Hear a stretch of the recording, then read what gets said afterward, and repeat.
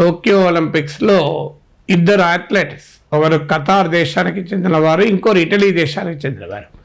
వీరు ఇద్దరు హై జంప్లో పోటీ పడ్డారు గోల్డ్ మెడల్కు. ఒక దశ వరకు హైట్ను వీళ్ళు కంకర్ చేశారు. ఇంకా ఆ తర్వాత ఇద్దరు కూడా ఆ హైట్ మించిన హైట్ ఎగరలేకపోయారు. సో జంప్ చేయలేకపోయారు. అప్పుడు జడ్జెస్ ప్రతిపాదన ఏంటంటే ఫైనల్ కంటెస్ట్ ఉంటుందా, ఫైనల్ కంటెస్ట్ మీరు రెడీనా? ఎందుకంటే ముందు 3 ఛాన్సెస్ ఇస్తారు. 3 ఛాన్సెస్లో ఈక్వల్గా జంప్ చేశారు, ఈక్వల్ హైట్ను జంప్ చేశారు. ఇక మెడల్ను తేల్చేటువంటి ఫైనల్ జంప్కు సిద్ధమా అని అడిగారు. అడిగితే ఖతార్కు చెందిన అథ్లెట్ మేము ఈ మెడల్ను షేర్ చేసుకోవచ్చా అని అడిగాడు. దానికి ఇటలీకి చెందినటువంటి పోటీ అథ్లెట్ కూడా ఓకే, నేను కూడా రెడీ షేర్ చేసుకోవటానికి, మేమిద్దరము గోల్డ్ మెడల్ షేర్ చేసుకోవచ్చా అని జడ్జిని కోరారు. చివరకు జడ్జెస్ అంగీకరించారు. వాళ్ళిద్దరూ గోల్డ్ మెడల్ షేర్ చేసుకున్నారు. సో ఇదేమీ కొత్త కాదు, గతంలో కూడా మెడల్స్ షేరింగ్ జరిగినాయి. ఉదాహరణకు 1896లో ఈ ఆధునిక ఒలింపిక్స్ ప్రారంభమయ్యాక టోక్యో ఒలింపిక్స్ వరకు సుమారు 2600 మెడల్స్, 2600 మెడల్స్ ఇచ్చారు ఇప్పటికి. ఇందులో 120 మెడల్స్ షేర్ చేసుకున్నారు, అంటే ఒక్కరికి కాకుండా ఇద్దరు ప్లేయర్స్ పంచుకున్నారు. ఇందులో 31 గోల్డ్ మెడల్స్ కూడా షేర్ చేసుకున్నారు. అయితే ఇవన్నీ ఏం సందర్భాలంటే జడ్జెస్ నిర్ణయించిన సందర్భాలు. ఇక వీళ్ళిద్దరూ ఈక్వల్, ఇందులో మేము తేడా చూపెట్టలేం అంటూ ఇద్దరికి కలిపి గోల్డ్ మెడల్ అవార్డు చేశారు. కానీ చరిత్రలో మొదటిసారి పోటీ పడుతున్న, అది కూడా గోల్డ్ మెడల్కు పోటీ పడుతున్న వేరు దేశాలకు చెందిన ప్లేయర్స్ మేము గోల్డ్ మెడల్ పంచుకుంటామని అన్నారు. ఇలా ఎందుకు మనిషి ప్రవర్తిస్తాడు? ఎందుకంటే ఒలింపిక్స్ అంటేనే హయ్యెస్ట్ స్పోర్టింగ్ స్పిరిట్ ఉంటుంది, హయ్యెస్ట్ కాంపిటేటివ్ స్పిరిట్ ఉంటుంది. అది కూడా ఒక వ్యక్తికి వచ్చే మెడలే కాదు, అది దేశానికి వచ్చే మెడల్. ఇక్కడ ఇద్దరు వేరు దేశాలకు చెందినవారు. మరి తమకు మెడల్ వస్తుంది, తమ దేశానికి ఒక మెడల్ వస్తుంది. అలాంటి యునీక్ ఆపర్చునిటీస్, నన్ను మించిన వాడు ఉండకూడదు అనుకునే భావన క్రీడాకారుల్లో ఉంటుంది. అలాంటి క్రీడాకారులు, అది కూడా గోల్డ్ మెడల్కు, అది కూడా ఒలింపిక్స్ వేదిక పైన మేము ఇక పోటీ పడము, మేము దీన్ని పంచుకుంటాం అని ఎందుకన్నారు? సహజంగా సమాజంలో చాలామంది తమకు ఉన్నదాన్ని ఇతరులతో పంచుకోవడం, ఇతరులకు తమకు సమానంగా ఉంటే ఆనందపడడం తక్కువ. పక్కింటి వాడికన్నా కూడా నాకు ఎక్కువ ఉండాలి, పక్కింటి వాడు చేసేదానికన్నా నాకు ఎక్కువ చేయాలి అనేటువంటి కోరిక సమాజంలో ఉంటుంది. అలాంటిది ఇంకా ఒలింపిక్ క్రీడాకారులు ఎక్కువ ఉండాలి. కానీ వాళ్ళు ఎందుకు అలా కోరుకున్నారు? గోల్డ్ మెడల్ పంచుకోవాలి అనేది it's a very interesting subject in behavioural science. మనిషి ఇలా ఎందుకు ప్రవర్తిస్తాడు? సో ఇలా ఎందుకు ప్రవర్తిస్తాడన్న దానికి బిహేవియరల్ సైకాలజీ అర్థం కావాలి మనకు.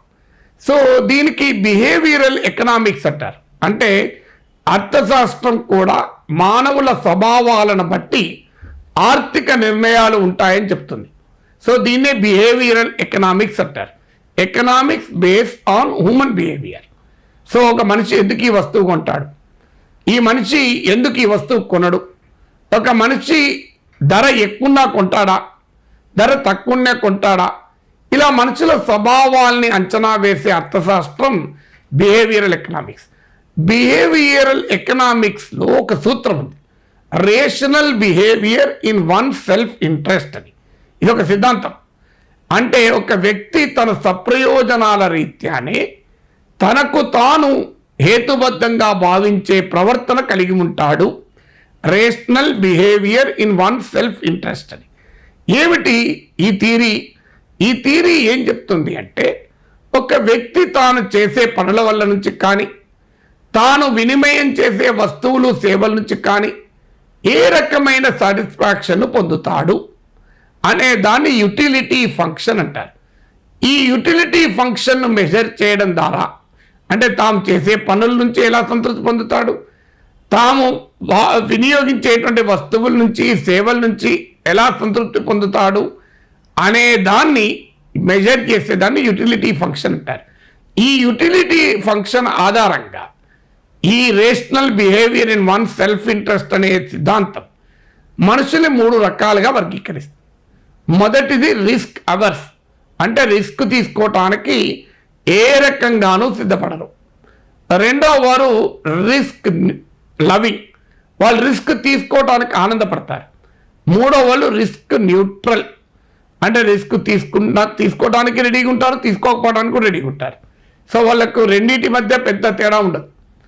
సో ఈ రిస్క్ లవింగ్ అండ్ రిస్క్ వ్యతిరేకంగా ఉండడం, రిస్క్ తీసుకోవడానికి ఆసక్తిగా ఉండడం, దీన్ని బట్టే చూడండి మీరు మనుషులు అభివృద్ధి కూడా దీన్ని బట్టే ఉంటుంది. ఎందుకంటే రిస్క్ తీసుకోవటానికి సిద్ధపడుతున్న కొద్దీ మనిషిలో అద్భుతమైన అభివృద్ధి సాధించవచ్చు, లేదా భారీగా దెబ్బతినచ్చు, ఏమైనా జరగచ్చు. It's a risk. ఆ రిస్క్ తీసుకొని రెడీ అవుతారా అనేది క్వశ్చన్. సో ఇప్పుడు ఉదాహరణకు నీకు ఉద్యోగం వస్తుంది, ఆ ఉద్యోగాన్ని మానేసి ఒక బిజినెస్ మొదలు పెడతావు, రిస్క్. కానీ ఈ రిస్క్ తీసుకున్నప్పుడు నీవు ఆ ఉద్యోగంలో ఉన్నవాడు అక్కడే ఉండొచ్చు, బిజినెస్లో ఉన్నవాడు చాలా పైకి డెవలప్ కావచ్చు. అప్పుడు ఈ ఉద్యోగస్తులే పోయి ఆ బిజినెస్ మ్యాన్ దగ్గర పనిచేయచ్చు. So it is a question of your risk. ఇప్పుడు కొంతమంది బ్యాంక్ డిపాజిట్లను మాత్రమే డబ్బులు పెట్టుకుంటారు, చాలా తక్కువ ఇంట్రెస్ట్, దానిపైన మళ్ళీ ఇన్కమ్ ట్యాక్స్ ఉంటుంది. అదే నువ్వు స్టాక్ మార్కెట్లో పెట్టుబడి పెట్టావనుకోండి, బంగారం కొన్నావనుకోండి, రిస్క్ చాలా ఉంటుంది. ఎందుకంటే స్టాక్లో పడిపోవచ్చు, బంగారం ధర పడిపోవచ్చు. సో రియల్ ఎస్టేట్లో పెట్టామనుకోండి, ఆ భూములు తర్వాత అమ్మకపోవచ్చు. ఇలాంటి రిస్కులు చాలా ఉంటాయి. కానీ అదే సమయంలో లాభం కూడా చాలా ఎక్కువ ఉంటుంది. మీరు బ్యాంకు డిపాజిట్లో పెట్టిన దానికన్నా ఆర్ఓఆర్ అంటారు, రేట్ ఆఫ్ రిటర్న్, చాలా ఎక్కువ ఉంటుంది. అందువల్ల రిస్క్ తీసుకోవాలనుకున్న వాళ్ళు ఇలాంటి ఇన్వెస్ట్మెంట్ చేస్తుంటారు. నాకు రిస్క్ వద్దు అనుకున్న వాళ్ళు కేవలం బ్యాంకుల్లో డిపాజిట్ పెట్టి ప్రశాంతంగా జీవిస్తారు. సో ఇది దేని నుంచి సంతృప్తి పొందడం అంటే, ఒక వ్యక్తి తనకు రిస్క్ అవసరం లేదు, తనకు తక్కువ వడ్డీ వచ్చినా మంచిదే, నేను ప్రశాంతంగా ఉండాలి అనుకుంటాడు. అలాంటి వ్యక్తి అతను రిస్క్ తీసుకోడు. కానీ నాకు ప్రశాంతత కాదు ముఖ్యం, నేను బాగా సంపాదించాలి అనుకున్నవాడు రిస్క్ తీసుకుంటాడు. సో అందువల్ల మనిషి దేని నుంచి సంతృప్తి పొందుతాడు అనేది ఎకనామిక్ డిసిషన్స్కు కీలకమవుతుంది. సో దేని నుంచి సంతృప్తి పొందుతాడు అనుకున్న వారు ఇన్నోవేషన్, దాన్ని బట్టి వాళ్ళ ఇన్నోవేషన్ ఉంటుంది, వాళ్ళ డెవలప్మెంట్ ఉంటుంది.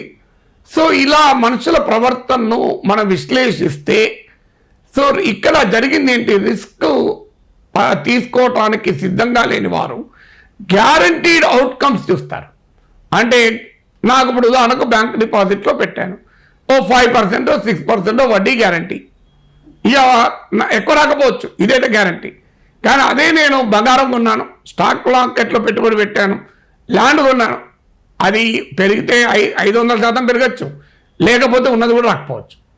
సో అందువల్ల రిస్క్కు తీసుకోవటానికి సిద్ధంగా లేని వ్యక్తులు వాళ్ళు ఏమనుకుంటారంటే మాకు గ్యారంటీగా వచ్చేది అనే దానికి ప్రాధాన్యత ఇస్తారు. ఇక దీనికి కంప్లీట్ అపోజిట్ ఉన్న వాళ్ళు రిస్క్ లవింగ్. వాళ్ళు ఏం చేస్తారంటే నాకు నష్టం జరిగినా మంచిదే, నాకు ఎక్కువ లాభం కావాలి అని ఆలోచిస్తారు.